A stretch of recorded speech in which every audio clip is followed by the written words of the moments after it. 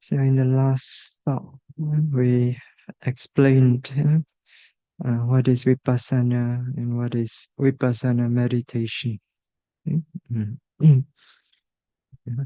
So just to recap briefly, so Vipassana refers to that mental clarity, uh, insight that discerns clearly the true nature of reality. It means the true nature of the five aggregates as impermanent, suffering, and non-self. And Vipassana meditation refers to the meditation practice, meditation development through which we cultivate and develop Vipassana insight.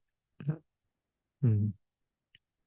Yeah. So, but what does Vipassana and Vipassana meditation, what do they have got?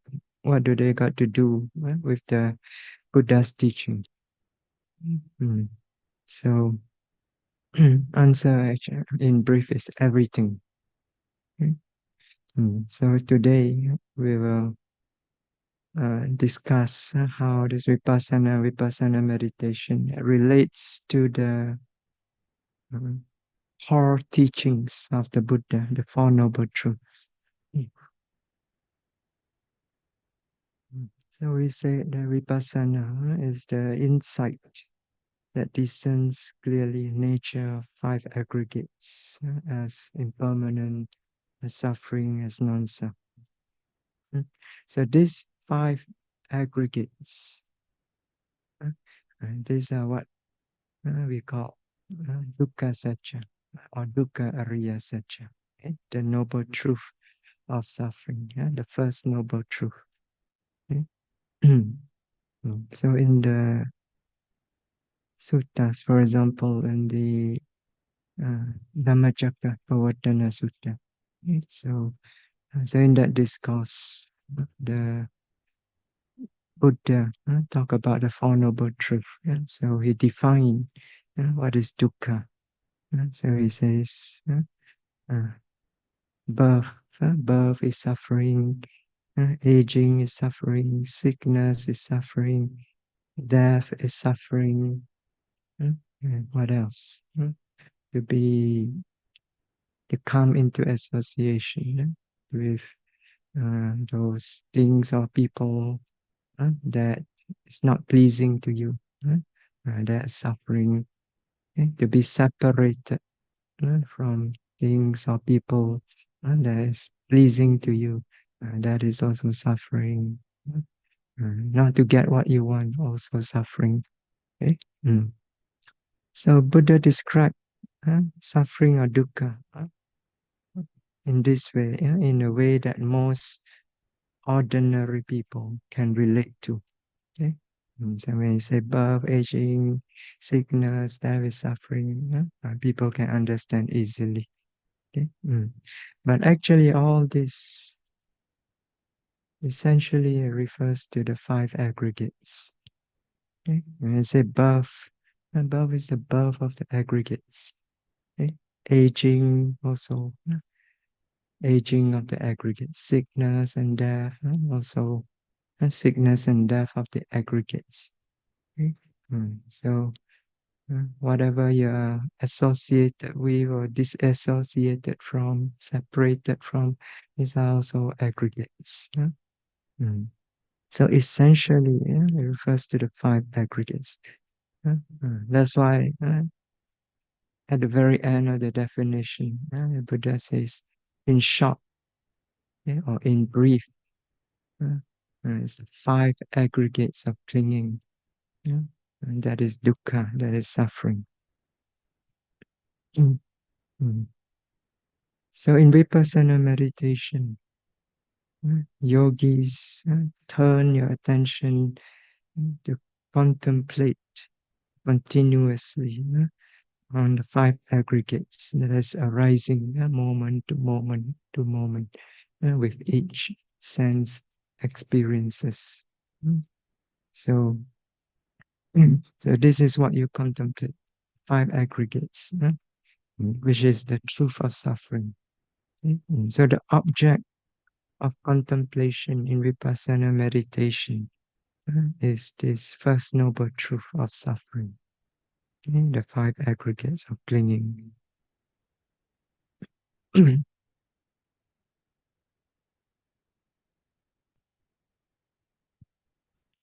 Now, why do we need to contemplate and meditate on the five aggregates continuously? So we do so in order to remove avidya or ignorance. Mm. And by removing avidya, ignorance, then we are able to uncover the true nature of dukkha, true nature of suffering in the aggregates. Mhm. So if we do not contemplate or meditate on these five aggregates, we experience the five aggregates every day of our life, even if you don't meditate. So outside of a retreat, you go about your everyday life. You see, you hear, smell, taste, touch. Every time you experience at one of the six sense doors, you're experiencing the aggregates. Okay? But if you do not contemplate, do not meditate on these five aggregates in the way that we do here through the method of Vipassana meditation, then even though we experience the five aggregates, we only experience them superficially. Okay? We do not perceive their true nature clearly or deeply. Okay? It's like we look, but we do not see. Okay? Mm. Yeah, because normally, when you're not meditating, you're not experiencing the five aggregates clearly by means of Vipassana insight, then the mind will fall under the influence of avidya, ignorance, or moha, delusion. Mm. The nature of avidya or moha is that they conceal the true nature of the five aggregates that we experience. Okay? They are like this avidya, moha, they are like mental cataract. Okay? Just like when you have cataract on your eyes, you cannot see clearly. Okay? So, and you cannot see clearly, so you're mistaken what you see. Uh, You see a man, you think is a woman. uh, You see a dog, you think is a cat, and so on. So cataract prevents you from seeing clearly. Okay? So similarly, this avidya or moha, they are like mental cataract that prevents the mind from seeing clearly, from discerning clearly the true nature of five aggregates. So when you cannot see clearly, you're mistaken. uh, You mistakenly take aggregates which are really impermanent, suffering, and non-self to be permanent, to be pleasurable, to be the self.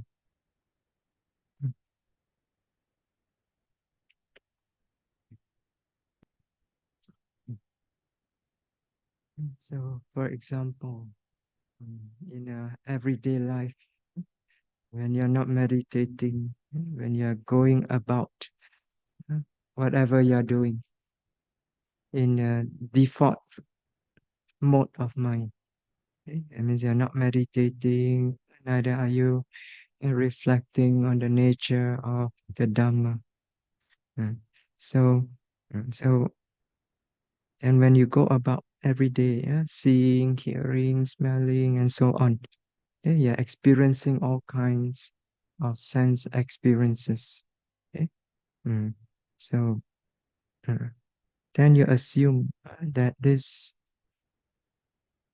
body and this mind that is present right now having all these different experiences. You assume that it's the same body and mind. Yeah, that was present yesterday, present last week or last year, and so on. You think that this body, when you look at this body, you think this is the same body as it were yesterday, the week before, the month before, the year before. You think it's the same body that has been around since the day you are born. Okay? And the mind also, you think it's the same mind. Huh? Same mind yesterday, the week before, and so on. Okay? Mm. So, and similarly, you think that it will be the same body and mind. uh, Come tomorrow, or next week, or next month, and so on. Okay? Mm. So you think, you always assume, even as we are going about our everyday life, experiencing, seeing, hearing, smelling, and so on, with this mind and body. Assume this mind and body, uh, in another words, these five aggregates, uh, to be permanent. This is a delusion of permanence. Okay? Mm.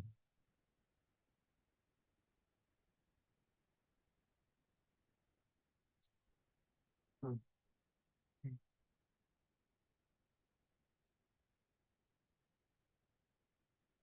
We also take this body and mind to be a self, or something belonging to a self. uh, Attaniya. Okay?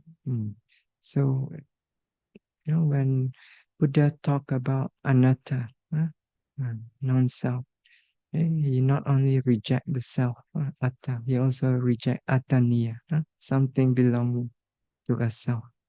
Okay? Mm, yeah. Mm. For example, he says, with regards to the five aggregates, for example, the material aggregates, he says, rupam bhikkhave sunyam, uh, atena wa ataniyena wa. Okay?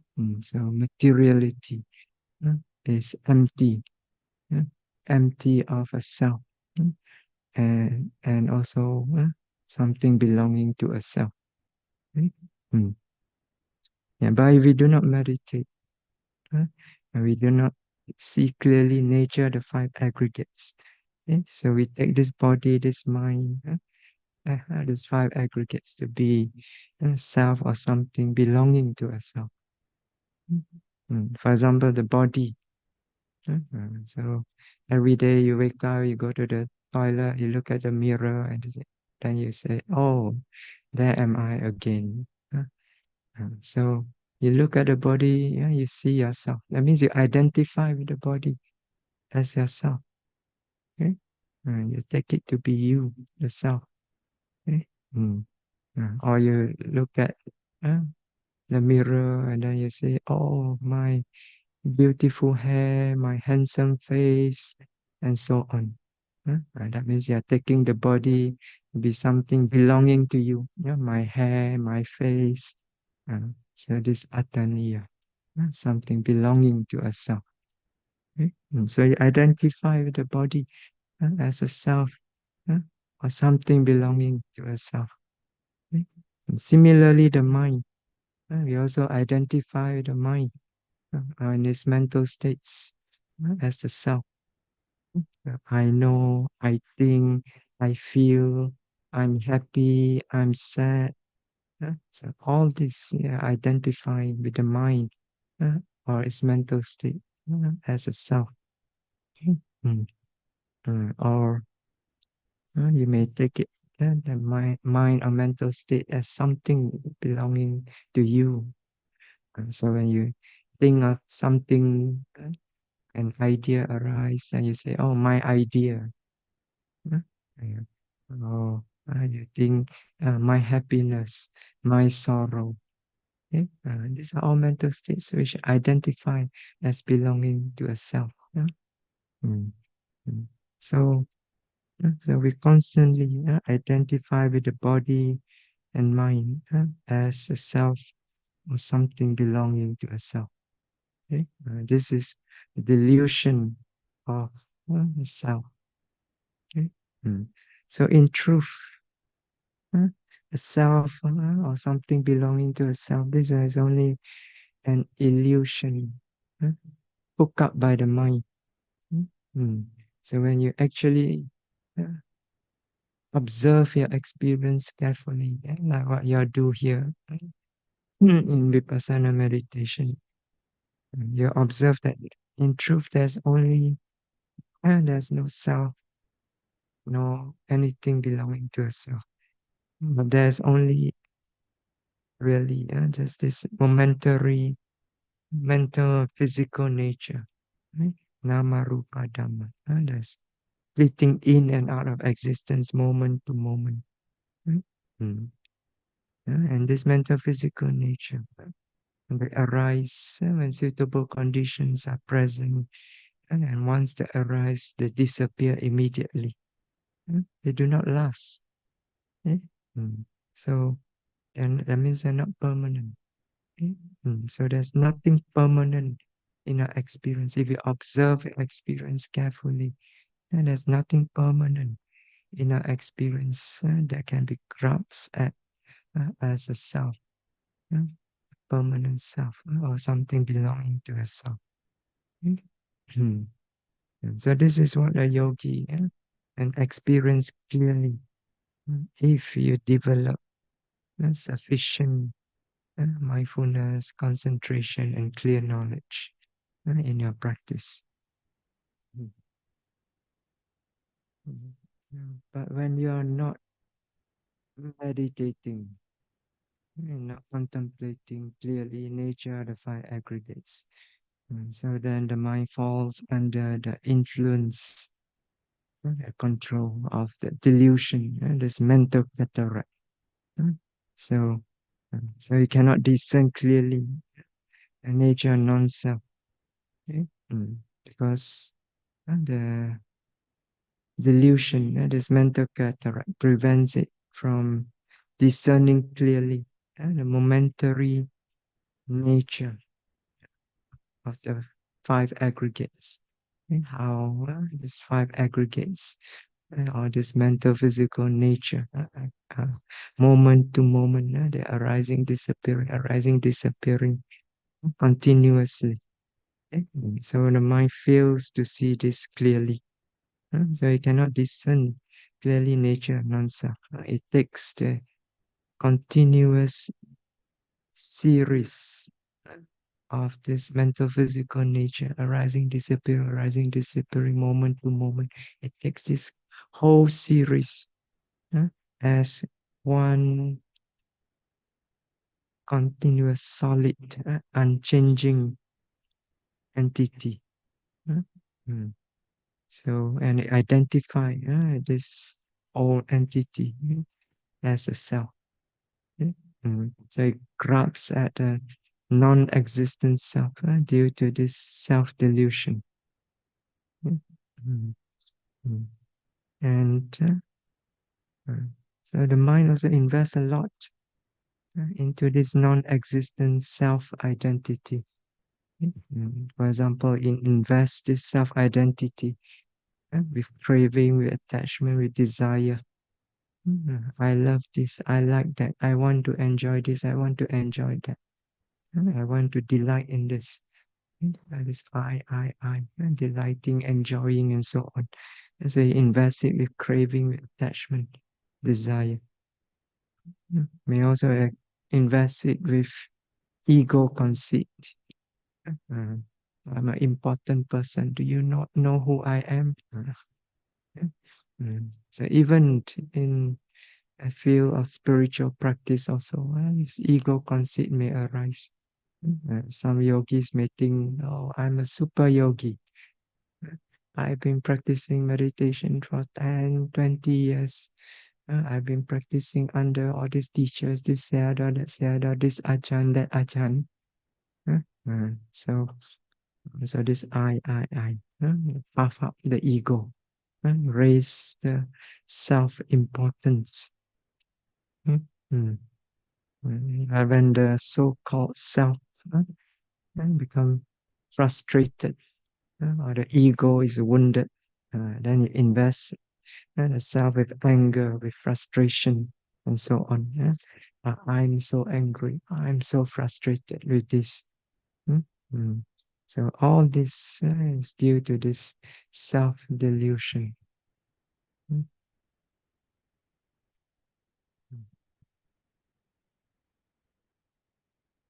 mm. And we also enjoy the aggregates. uh, mm. So sometimes when I say we enjoy aggregates, some people ask, Ante, how do we enjoy the aggregates? So, so you can ask them, do you not see? You enjoy seeing? You enjoy hearing, smelling, tasting, and so on, right? So you enjoy these sense experiences. What are these sense experiences? There are five aggregates.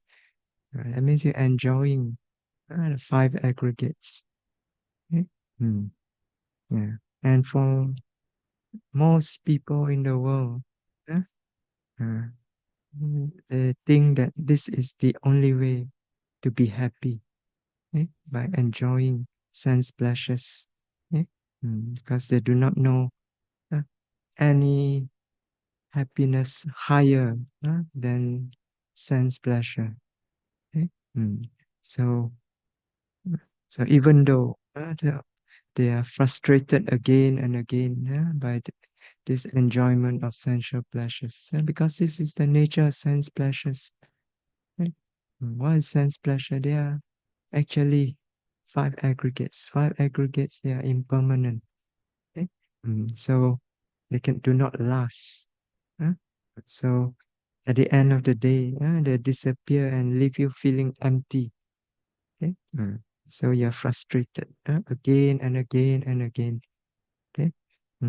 But still, because you do not know any happiness higher than this, even though you're frustrated again and again, uh, you still carry on seeking, seeking after more sense pleasures, seeking after more seeing, more hearings, more smelling, and so on, seeking to enjoy. Okay? Mm. And you often seek with the belief that once you find the next object to enjoy, then you will be happy. You live happily ever after, as the fairy tale goes. Right? Mm. So, but is this really possible to live happily ever after? Mm. Actually, deep in our heart, we all know it's not possible. Okay? But if you do not know anything higher, any happiness higher than sense enjoyment, uh, then you cannot accept this. uh, mm. So then you continue to seek uh, more and more. Okay? Some even want to be reborn in the heaven in order to enjoy themselves eternally. uh, So this is delusion of happiness. Okay? So actually nothing that is impermanent can ever give us any eternal or lasting happiness. Okay? It only brings us repeated frustration when they disappear at the end of the day. Mm. Yeah, because we take what is the five aggregates that is actually impermanent suffering and non-self to be permanent, to be pleasurable, to be the self. Then when you see it again and again as permanent, as pleasurable, as a self, then you think something good, something wonderful to have. So you develop craving towards it. Yeah? You have yearning towards these sense experiences. huh? So you want to delight in it. You want to experience them more and more. Mm. Mm. So this craving that arise uh, due to not seeing clearly, due to avijja. uh, so this is called uh, uh, samudaya satya, yeah? The truth of the cause of suffering. Mm. Mm. Now, so because of this craving, so you want to experience more and more. uh, So then you have to do something. uh, You have to take action. You need to act in order to acquire more. Right? You cannot just sit still. The craving will drive you to seek for more. Drive you towards action. Okay? What is action? Action is karma. Okay? So it drive you to perform karma, whether wholesome karma or unwholesome karma. Okay? If you are wise, you have knowledge of Dhamma, of what is wholesome, what is unwholesome, then you perform wholesome karma. You you want to enjoy yourself, so you do dana, you observe sila, you practice meditation, yeah? So you acquire wholesome karma. And then when the wholesome karma uh, produce its result, then you experience happiness. Okay? Uh, but if you are not wise, you're not knowledge of Dhamma, you're not guided by the Dhamma, then most likely you perform akusala karma, unwholesome karma. Okay? In order to enjoy yourself, you kill, you cheat, you steal, you lie, and so on. Okay? Mm. So, mm, but regardless whether wholesome karma or unwholesome karma, once there's karma, karma produce rebirth. Okay? Mm, so, and so you keep acquiring more and more karma. So there's more and more potential for rebirth in the future. Okay? Uh, so, so in each rebirth is a cycle of birth, aging, disease, and death. So imagine every day you perform so many karma, so that you'll be going through many cycles of aging, disease, death, again and again and again. A cycle of dukkha. Okay? Mm. So you experience again and again this process of dukkha, uh, cycle after cycle after cycle of birth, aging, disease, and death. Okay? Uh, so some people say, but Bante, surely there's also happiness in life, right? So between birth and death, uh, so it's not just aging and sickness. Okay? There's also happiness, they said. Uh, Yes, there's happiness. In the Buddha's teaching, we do not deny that there's sukha vedana. uh, so, but this sukha vedana is also anicca. It's impermanent. Mm, It's because it's impermanent. It disappears in the end. Okay, it does not last. So it's unreliable. It's an unreliable, insecure uh, source of happiness. Okay? It finally disappear, and then you'll be frustrated again. Okay? Yeah. Yeah. And so because of not seeing clearly the nature of impermanent suffering and non-self, taking things to be permanent, be pleasurable, to be the self, and this craving arises, cause of dukkha uh, arise. Okay? And this craving will lead to the perpetuating. It keeps the cycle of birth and death going on and on. It's the cycle of dukkha of suffering going on and on and on, from one existence to another to another.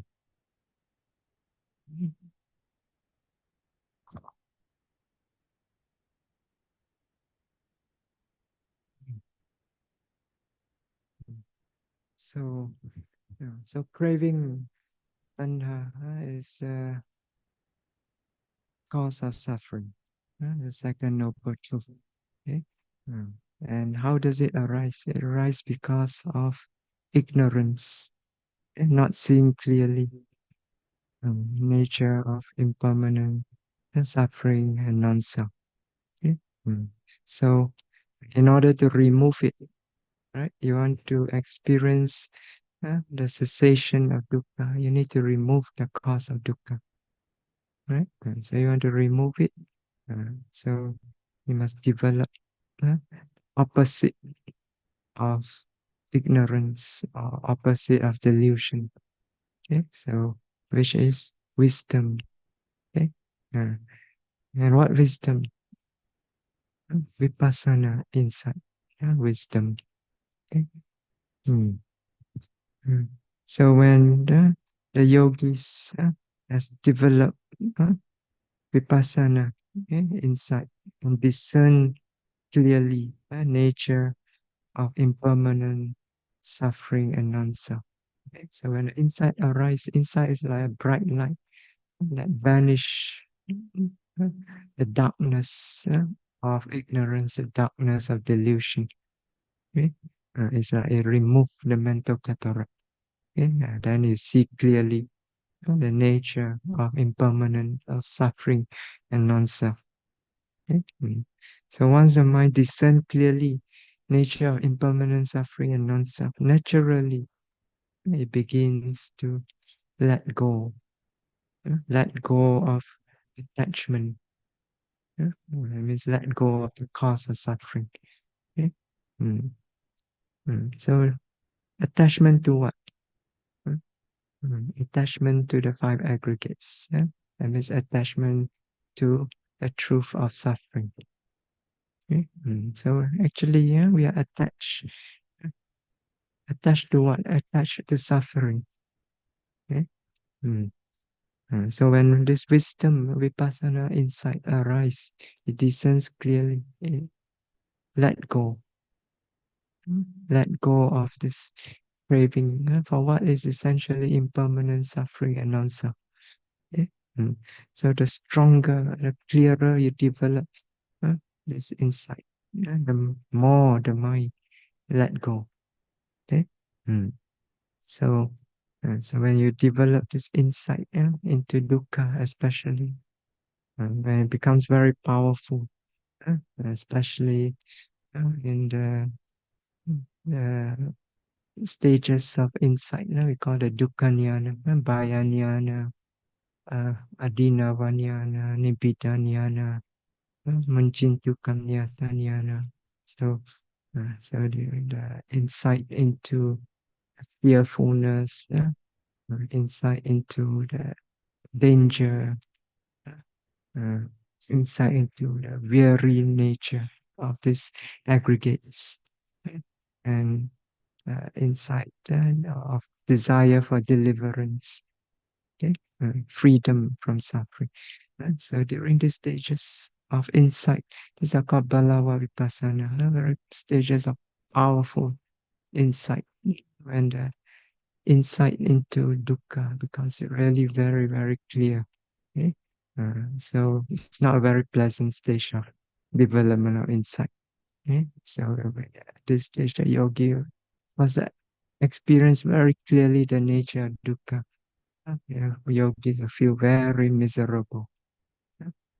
So during this time, it can go to an extent so miserable. At the end, the mind really yearns for freedom from this suffering. Okay. So, so at that time, so the mind, every moment when it notes, it discerns the aggregates arising, disappearing. It sees clearly nature, anicca, dukkha, anatta. Okay. So when it sees clearly, so clear that the mind begins to incline towards uh, cessation of dukkha.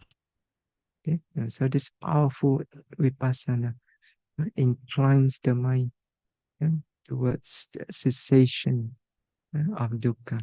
Okay? That means the mind at that time is searching for a way out of this dukkha, okay? Searching for the cessation of dukkha, searching for nibbana, actually.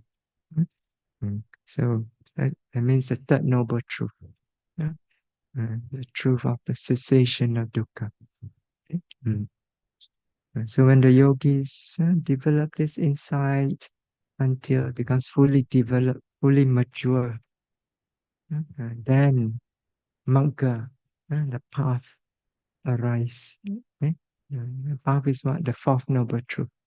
The path to the cessation of suffering. Okay? So, so the noble eightfold path arise when insight becomes fully developed, fully mature. Okay? So, yeah, the path you know, the eight factors, right? Right view, right thought, right speech, right action, right livelihood. Okay? Then right effort, right mindfulness, right concentration. Okay. Mm.